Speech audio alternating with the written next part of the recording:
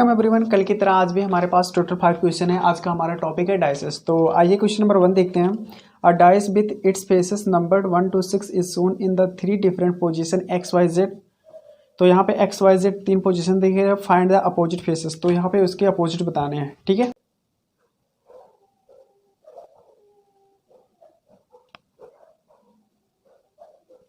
इसमें रखा 5 4 1 और 6 4 3 और 6 2 5, ठीक है। ये एक्स है, ये वाई पोजीशन है और ये जेड पोजीशन है, ठीक है। तो यहाँ पे सबके अपोजिट बताने हैं, 1 का अपोजिट कौन होगा, 2 का, 3 का, 4 का, 5 का, इस तरीके से अपोजिट बताने हैं, ठीक है। तो आइए इसका सोल्यूशन देखते हैं। जो कॉन्सेप्ट यूज होने वाले होंगे क्वेश्चन के अकॉर्डिंग हम उसको बताते रहेंगे, ठीक है। तो सबसे पहले इस क्वेश्चन का सोल्यूशन कैसे करते हैं, देखिए यहाँ पे जो फ्रंट में दिखेगा, जैसे अगर हम 4 को देखें, यहाँ पे इस और इस डैश में नंबर्स कौन कॉमन है, यहाँ पे 4 कॉमन है, इन दोनों एक्स और वाई पोजिशन में 4 नंबर कॉमन है, तो उसको 4 को लिख दिया, 4 कॉमन है। इसका मतलब 4 का जो अपोजिट होगा वो इस वाले फेस में उसको दिखेगा नहीं यहाँ पे, यानी जो नंबर्स दिखेंगे 4 को अगर हमने कॉमन कर दिया तो 5 1 और 6 और दिख रहे हैं 4 के सामने। इसका मतलब ये होगा 4 का जो दिख रहे होंगे वो इसके अपोजिट हो ही नहीं सकते। तो अपोजिट कौन नहीं हो सकते, 1 5 और 6 और 3। तो 1 5 6 और 3 तो अपोजिट इसको हो ही नहीं सकते। और हमें पता है डाइस में टोटल 6 नंबर होते हैं, यहाँ पे 1 2 3 4 और ये 5 हो गया। इसका मतलब ये हो गया 4 का जो अपोजिट होगा 2 होगा और 2 का अपोजिट क्या होगा, 4 होगा, ठीक है। और इस तरीके से अगर हम y और z में देखें, y और z में कौन सा नंबर कॉमन है, 6 नंबर कॉमन है। तो यहाँ से जब 6 कॉमन होगा, 6 का अपोजिट कौन नहीं हो सकता, 6 का अपोजिट कौन नहीं हो सकता, 3 नहीं हो सकता, 4 नहीं हो सकता और 2 और 5 ये हो नहीं सकते। जब 6 के अपोजिट ये हो नहीं सकते तो होगा कौन, बचा है कौन, 1, यानी 6 का अपोजिट 1 और 1 का अपोजिट क्या होगा, 6 होगा, ठीक है। अब हमारे पास देखो टोटल डाइस में कितने होते हैं, टोटल 6 नंबर होते हैं। यहाँ पे हो गया 2 4 6 1, यानी 1 2 3 4 हो गया। इसके बाद बचे 3 और 5 बचे। इसका मतलब 3 का अपोजिट 5 और 5 का अपोजिट क्या हो जाएगा, 3 हो जाएगा। तो इस तरीके से हमारे आंसर मिल गए। 1 का अपोजिट 6 और 6 का अपोजिट 1, 2 का अपोजिट 4 और 4 का अपोजिट 2, 3 का अपोजिट 5 और 5 का अपोजिट 3। ये रहा इसका आंसर, ठीक है। क्वेश्चन नंबर 1 का ये हो गया आंसर, ठीक है। आइए क्वेश्चन नंबर 2 देखते हैं। The 6 faces of a cube are marked at 1 2 3 4 5 and 6 given below are 2 different views of same cube which faces opposite the face mark 5। तो 5 का अपोजिट बताना है। यहाँ पे ऑप्शन है 2 4 3 6। तो आइए क्वेश्चन नंबर देखते हैं 2 का सॉल्यूशन। यहाँ पे 2 पोजीशन दे रखे हैं,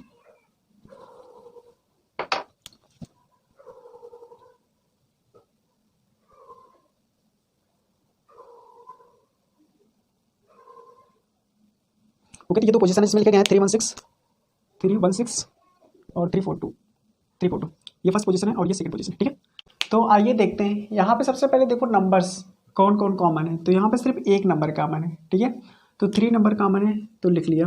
3 का अपोजिट अब कौन नहीं हो सकता, 1 नहीं हो सकता, 6 नहीं हो सकता, 2 और 4 नहीं हो सकते, ठीक है।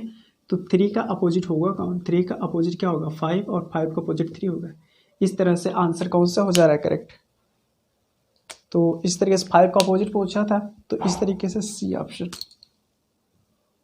जो सी ऑप्शन होगा वो क्या हो जा रहा है, करेक्ट। तो नेक्स्ट क्वेश्चन देखते हैं। The 6 faces of a cube are marked as faces 1 2 3 4 5 6 given below are 2 different views which face is opposite the mark 6। तो यहाँ पे 6 का अपोजिट मार्क्स पूछा गया। ऑप्शन है 4 5 1 2। तो 2 पोजीशन दे रखे हैं,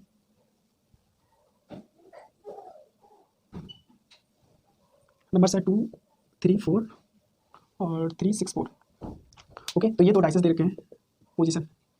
तो ये रहा क्वेश्चन, इसके 2 पोजीशन दे रखे हैं, एक डाइस के 2 पोजीशन दे रखे हैं। यहाँ पे पूछा गया अपोजिट किसका पूछा गया है, 6 का अपोजिट पूछा गया है, ठीक है। तो यहाँ से देखो नंबर कॉमन क्या है, यहाँ पे देखो 3 और 4 दोनों में कॉमन है।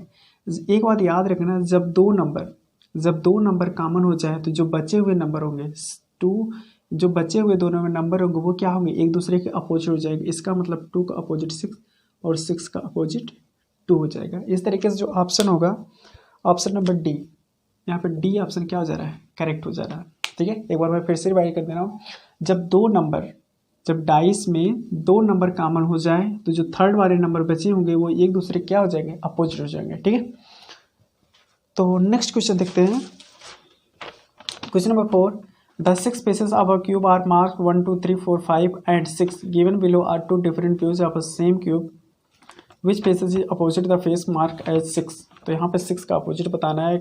ऑप्शन है 3 4 2 नॉन ऑफ दीज।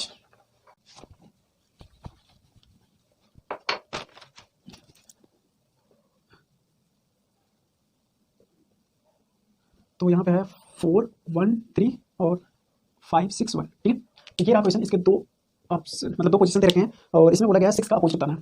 6 का अपोजिट बताना है। तो आइए देखते हैं। तो यहाँ से देखो नंबर कोई कॉमन है, हाँ नंबर कोई कॉमन है। कौन कॉमन है? 1। ठीक है, तो 1 का अपोजिट कौन नहीं हो सकता?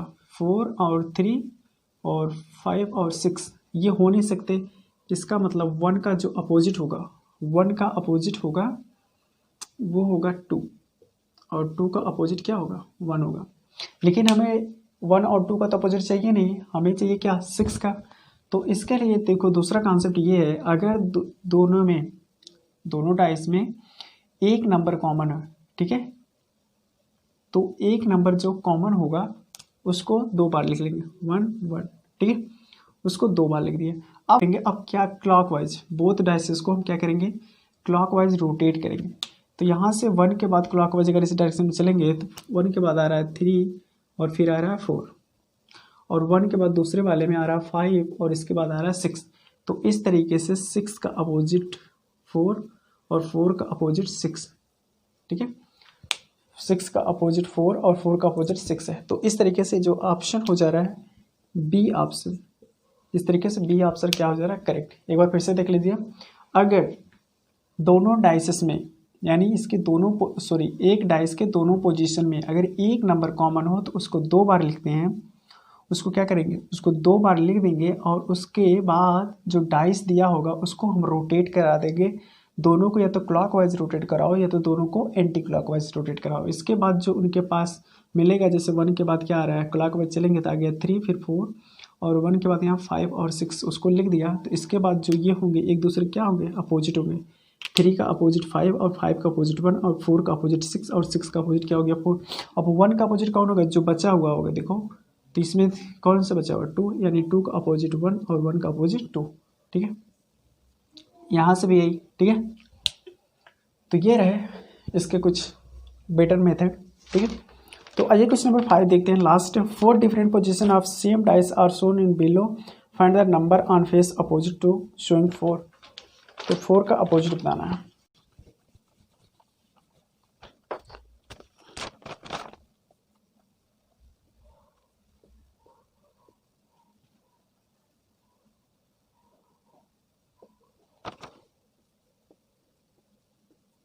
इसमें नंबर है 3 4 2 4 3 5 1 5 3 और ये 3 2 1। ठीक है, तो यहाँ पे अपोजिट जो बताना है वो 4 के अपोजिट क्या आएगा ये बताना है।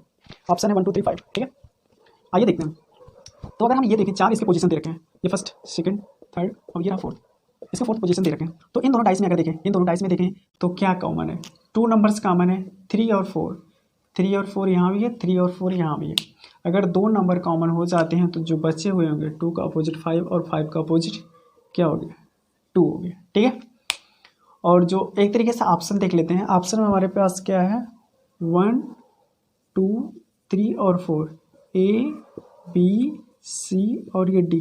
ठीक है, तो इस तरीके से देखो 4 का अपोजिट पूछा था तो 2 हो नहीं सकता, एक ऑप्शन तो गया। ठीक है, दूसरा देखते हैं। अगर हम इस वाले में देखें, इसमें और इसमें देखें तो यहाँ पे कौन कौन कॉमन है? 3 और 5, 3 और 5, 3 और 5 कॉमन है। इसका मतलब 1 का अपोजिट 4 और 4 का अपोजिट क्या हो जा रहा है?